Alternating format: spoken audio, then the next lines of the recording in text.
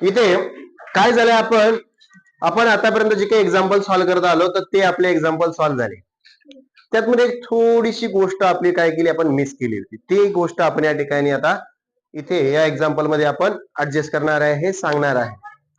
ते फक्त तुम्ही गोष्ट नोट करायची आहे. अगोदरचं जे काही आपण व्हिडिओ टाकला होता त्यामध्ये तुम्हाला एक गोष्ट सांगायची राहिली होती की नेमकं त्यामध्ये काय करायचंय. जे आपण अगोदर एक कन्सेप्ट सांगितला होता की फक्त टेबल दिसला, काय सांगितलं होतं, पहिले क्वेश्चन दिसला रे दिसला, कशातला दिसतो, स्टॅटिस्टिक्स मधला. दुसरी गोष्ट काय सांगितली होती, लास्ट सेंटेन्स वाचायचं. तिसरी गोष्ट सांगितली होती की बाबा तुम्हाला हायर फ्रिक्वेन्सी आहे का नाही, तर ते एक्झाम्पल सॉल्व्ह होत होते. ठीक आहे, हायर फ्रिक्वेन्सीने एक्झाम्पल सॉल्व्ह होत होते. पण काय होतं कधी कधी असं काही एक्झाम्पल येतात की त्या ठिकाणी हायर फ्रिक्वेन्सी वाला एक्झाम्पल कन्सिडर होत नाही. मग ते हायर फ्रिक्वेन्सीच असली पाहिजे असं बी नाही, कधी कधी असं उभी होते. तर मग त्यासाठी आपल्याला काय करावं लागणार आहे, अॅक्युरेसी वाढवण्यासाठी आपण इथे सांगतोय बघा पुढचं काय आहे. तर आपण जो काही चार्ट दिलेला आहे तो बघून घेऊ. हा जो काही फ्रिक्वेन्सीज आहे या सगळ्यांची बेरीज करायची, टोटल बेरीज करायची. जी काही बेरीज येईल तिला 2 न भागायचं, तेव्हा 2 न भागल्याच्या नंतर ती जी व्हॅल्यू येईल तर त्या व्हॅल्यूपेक्षा मोठी व्हॅल्यू आपल्याला त्या कम्युलेटिव्ह फ्रिक्वेन्सी मध्ये पाहायची. जी काही कम्युलेटिव्ह फ्रिक्वेन्सी मोठी असेल आलेल्या भागाकारापेक्षा, तर ती तो चार्ट आपण कन्सिडर करायचा. That is the median class, त्यालाच आपण मीडियन क्लास म्हणायचं. ठीक आहे, आपण काय करत होतो किंवा इथे बघा आता या एक्झाम्पल मध्ये जसं की पाहिलं असतं तर हायर फ्रिक्वेन्सी कोणाची दिसते, 35 दिसते, आणि याला आपण मीडियन क्लास म्हणत होतो. पण काही वेळेस काय होते की आन्सर ते येत नाही.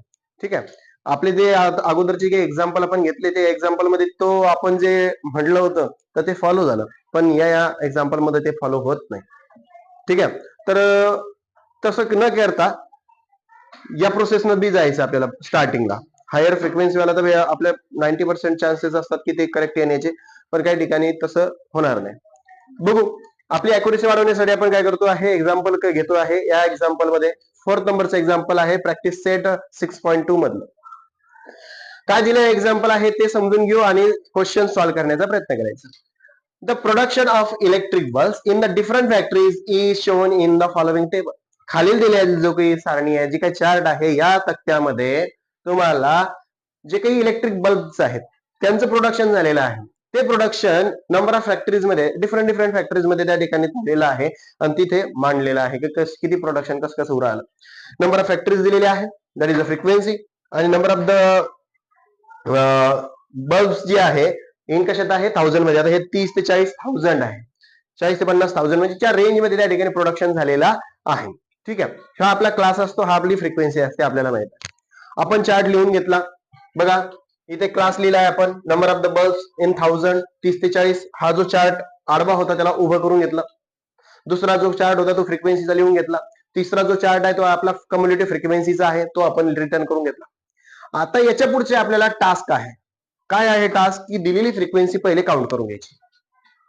आपण काय करत होतो, मी आपल्याला फाइंड आउट करायला सांगितलेलं, find the median of the production. या प्रोडक्शनचं आपल्याला काय करायचं आहे, मीडियन काढायचं आहे, मध्य काढायचं आहे.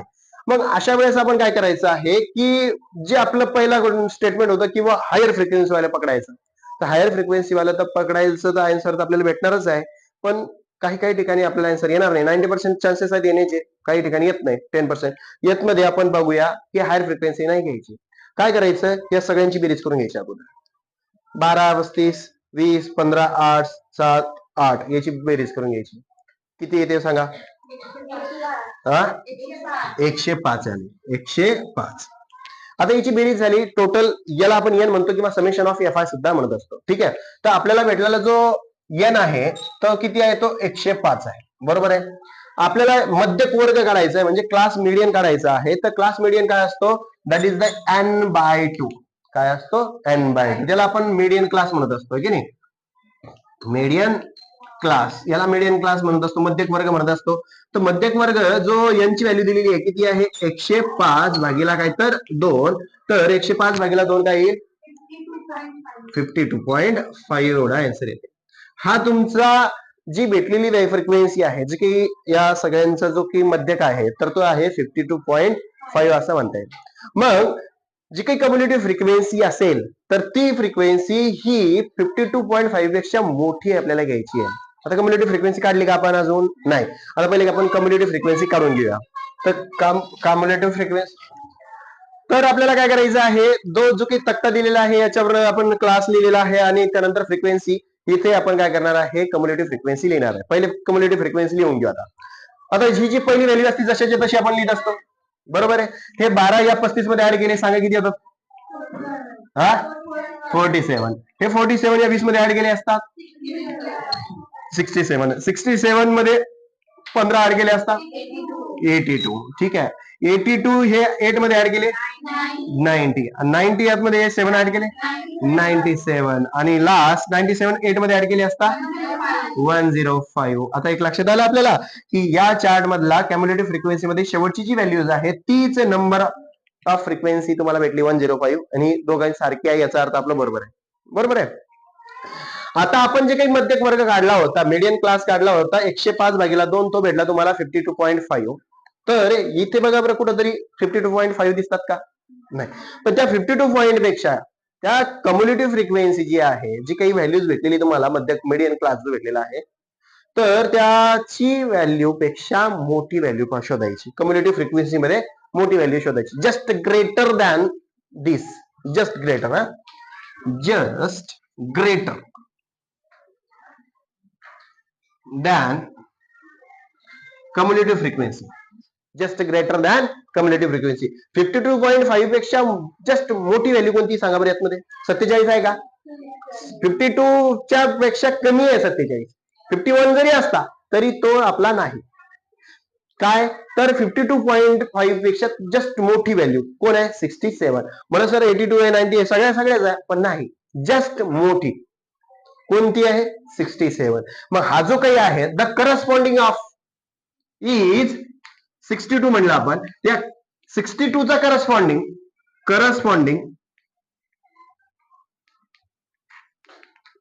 ऑफ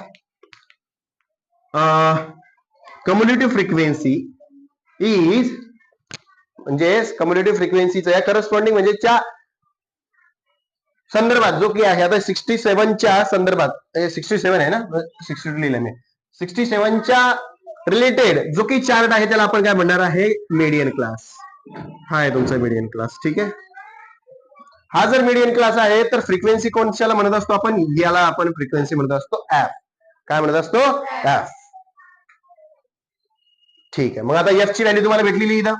एफ काय आहे? हा कोणता चार्ट आहे? 52-60 चा तो करस्पॉन्डिंग आहे. या कम्युलेटिव्ह फ्रिक्वेन्सी जी 67 आहे त्याच्या करस्पॉन्डिंग काय आहे? 52-60 आहे. आणि त्याच्या करस्पॉन्डिंग जी फ्रिक्वेन्सी आहे तर ती किती आहे? 20. तर ती 20 आपण इथे फ्रिक्वेन्सी लिहून घेतली. ठीक आहे. या मीडियन क्लासची लोअर व्हॅल्यू किती आहे? 50. म्हणजे या ठिकाणी आपली lower value L is equal to काय भेटली तुम्हाला? 50. एन तुम्हाला काय भेटलेलं? तुम्हाला 105 भेटलेला आहे. ठीक आहे. एन भेटलेला आहे, एफ भेटलेला आहे, त्यानंतर एल भेटलेला आहे. तर या 50 to 60 च्या मधला जो इंटरवल आहे तर कितीचा आहे? 60 मधून 50 गेले 10. म्हणजे एच किती भेटला तुम्हाला? एच भेटला तुम्हाला 10. मला सांगा आणखी काही व्हॅल्यूज पाहिजेत का तुम्हाला? पाहिजे. कम्युलेटिव्ह फ्रिक्वेन्सी काय घेणार सांगा बरं? कम्युलेटिव्ह फ्रिक्वेन्सी जी फ्रिक्वेन्सी तुम्ही काउंट केलेली आहे हिच्यापेक्षा जस्ट वरची preceding value 47, that is the cumulative frequency, that is the CF is equal to 47. ठीक आहे. आता आपल्याला व्हॅल्यूज टाकायचे. फॉर्म्युला आहे आपल्याकडे मीडियनचा फॉर्म्युला तुम्हाला सगळ्यांना माहित आहे. मीडियन इज इक्वल टू काय असतो? Median is equal to L plus in bracket n upon 2 minus cumulative frequency upon f into h. बरोबर आहे. हा चला व्हॅल्यूज टाकू आपण इथे. मीडियनचं मी फक्त m लिहितो. हा एल काय आहे? L what is the value of L? That is the 50. ठीक आहे. प्लस एन किती? एन 105. आता n बाय 2 जाऊ द्या, A105 upon 2 minus cumulative frequency किती भेटली तुम्हाला? 47 अपॉन एफ किती आहे? एफ आहे 20. एफ आहे 20 इंटू एच किती आहे? 10. हा 0. ठीक आहे. तर या ठिकाणचा 0 आणि या ठिकाणचा 0 कॅन्सल झाला. इथे काय भेटतंय तुम्हाला बघा? मीडियन इज इक्वल टू, इकडनं घेतो मी आता, इथेच घेऊ. Median is equal to 50 plus इथे 105/2 भेटते तुम्हाला 52.5 मायनस 47 अपॉन 2. ओके, इंटू 1 ला काही फरक पुढे पडत होता. ठीक आहे, 1 इंटू 30 टर्म भेटते आपल्याला. तर इथे काय भेटते तुम्हाला आता इकडे समोर m is equal to 50 plus 52.5 मधून 47 गेले असता 5.5 अपॉन 2. ठीक आहे, आता 52.5 मधून 47 गेले असता 5.5 भेटलं अपॉन 2 करतोय आपण. तर याला आपल्याला काय करायचं आहे, डिवाइड करायचं आहे 5.5 ला 2 न. काय येते, किती येते करून बघा रे. 5.5 ला तुम्हाला डिवाइड करायचं आहे किती ना 2 न. किती भेटते 26 दोन्ही 52, 27 दोन्ही 54, 27 दोन्ही 54. किती उरला 1 पॉईंट दिला 10 झाले 5, 27.5.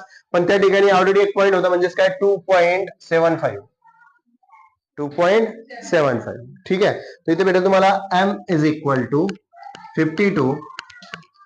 काय भेटत आहे, m is equal to 50 plus काय तर 22.7475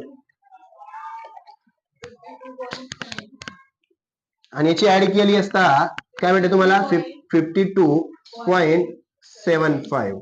एवढे तुम्हाला मीडियन या ठिकाणी भेटला. पण हा मीडियन कशात भेटलाय तुम्हाला, दॅट इज इन 1000.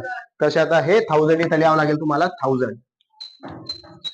आता हे 1000 लिहा किंवा त्याला डायरेक्ट याच्यामध्ये आकड्यात लिहा. तर 1000 जर का 52.75 ला जर का हजारानं गुणलं तर तुम्हाला भेटते आहे m इज इक्वल टू 52,750. काय भेटलं तुम्हाला 52,750 एवढं त्या ठिकाणी प्रोडक्शन झालेलं आहे बघ. ठीक आहे, समजलं. काय केलंय आपण अगोदरच्या एक्झाम्पल मध्ये सांगत असताना फक्त एकच गोष्टीवर आपण कॉन्सन्ट्रेट केलं होतं की हायर फ्रिक्वेन्सी शोधायची. बरोबर आहे, पण या ठिकाणी काय बरं, हायर फ्रिक्वेन्सी तर 35 होती पण घेतली काय आपण 20. मग इथं थोडासा आपला काय झाला एक कन्सेप्ट जो आहे तर तो कन्सेप्ट सांगायचा थांबला होता. तर तो आज आपण या ठिकाणी घेतला की कन्सेप्ट अगोदरचे जे काही एक्झाम्पल घेतले आपण तर ते एक्झाम्पल सॉल्व्ह झाले. पण ते एक्झाम्पल हायर फ्रिक्वेन्सी आपण कन्सिडर केल्यामुळे झाले. बरोबर आहे, पण आता हायर कन्सिडर न करता आपण काय करायचं, पहिले त्या ठिकाणी या सगळ्याची व्हॅल्यूची बेरीज करायची, डिवाइड बाय 2 करायचं. डिवाइड बाय 2 केल्याच्या नंतर तुम्हाला ती काय भेटली आहे 52.5 भेटली. काय भेटली तुम्हाला 52.5 एवढी व्हॅल्यू भेटली. ही व्हॅल्यू पेक्षा थोडीशी मोठी, थोडी म्हणजे just greater than community frequency शोधायची. आता 52.5 पेक्षा मोठी कोण आहे, 47 तर लहान आहे 52 पेक्षा, तर त्याच्यापेक्षा जास्त मोठी कोण आहे तर 67 आहे. बाकीचे तर मोठे आहेच पण ती न घेता जस्ट त्याच्यापेक्षा मोठी 67 आपण कन्सिडर केला. आणि या 67च्या करस्पॉन्डिंग जो टेबल आहे त्याला आपण मीडियन क्लास म्हटलं. याला काय म्हणलं आपण मीडियन क्लास. 50 to 60 चा हा त्यांचा मीडियन क्लास झाला. याच ठिकाणी हा जो 50 आहे याला म्हणू आपण लोअर व्हॅल्यू. याला काय म्हणलं आपण lower value, that is the L. आणि याच्या करस्पॉन्डिंग जी फ्रिक्वेन्सी आहे तिला काय म्हणलं आपण एफ. ती सुद्धा आपण लिहिलंय फ्रिक्वेन्सी. त्यानंतर एच काय आहे, दॅट इज द इंटरवल. या 60 आणि 50 मधला किती इंटरवल आहे, that is the H is 10. 60 मधून 50 गेले 10. ठीक आहे, कम्युनिटी फ्रिक्वेन्सी काय असते तर या फ्रिक्वेन्सीची तुम्ही आता कन्सिडर केलेली आहे 20. तर याच्या अगोदरची जस्ट प्रेसिडिंग कम्युनिटी फ्रिक्वेन्सी बघा, याच्या अगोदरची प्रेसिडिंग काय आहे, दॅट इज द 47. ती सुद्धा आपण या ठिकाणी लिहिली आणि आपल्याला फॉर्म्युला भेटला median is equal to L plus N upon 2 minus C F upon F into H. Values put केल्या असता आपल्याला या ठिकाणी मीडियन भेटला 52.75,000. आता हे 1000 मध्ये प्रोडक्शन होतं, मग याला आपण हजारानं मल्टिप्लाय केला असता इथे भेटत तुम्हाला दॅट इज द 52,750 एवढे बल्बचं प्रोडक्शन त्या ठिकाणी त्या फॅक्टरीज मध्ये झालेलं आहे. ठीक आहे, समजलं तुम्हाला. अगोदरचे जे एक्झाम्पल झालेले आहे आपले त्या एक्झाम्पल मध्ये आणि एक्झाम्पल मध्ये तुम्हाला काय डिफरन्स जाणवला. फक्त एक की कम्युलेटिव्ह फ्रिक्वेन्सीच्या नुसार आपण मध्यक वर्ग घेतलेला आहे, नॉट ऑन हायर फ्रिक्वेन्सी, है ना. अगोदर आपण हायर फ्रिक्वेन्सी घेऊन तो मीडियन क्लास घ्यायचो, मध्यक वर्ग घ्यायचो. पण आपल्याला पहिले जसं एक्झाम्पल दिसलं तसं आपण ते करायचो, पण आता तसं नाही करायचं. एक्झाम्पल दिसल्यानंतर पहिले आपल्याला मध्यक वर्ग काढायचा, क्लास मीडियन क्लास काढायचा आहे. मीडियन क्लास काढत असताना काय करावं लागणार आहे, तर त्या सगळ्या फ्रिक्वेन्सीची बेरीज भागीला 2 केल्या असता जी व्हॅल्यूज भेटेल त्याच्यापेक्षा जस्ट ग्रेटर जी व्हॅल्यू असेल कम्युलेटिव्ह फ्रिक्वेन्सी, तिचा जो ग्रुप आहे तो ग्रुप राहील तुमचा मीडियन क्लास. आणि त्यातमध्ये ती व्हॅल्यू कमी असेल, छोटी असेल, मोठी असेल, काय जी असेल ती तुम्हाला त्या ठिकाणी घ्यायची आहे. मग ते एक्झाम्पल आपलं रेग्युलर नुसार सॉल्व्ह करायचं आहे.